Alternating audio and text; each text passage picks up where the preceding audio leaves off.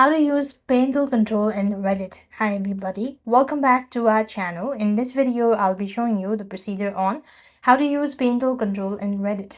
You have to understand that Reddit actually lacks a comprehensive built-in parental control system, so parents can adjust the child's individual's account settings for privacy and content filtering, but must log into the child's account, and these settings can be easily changed back as well.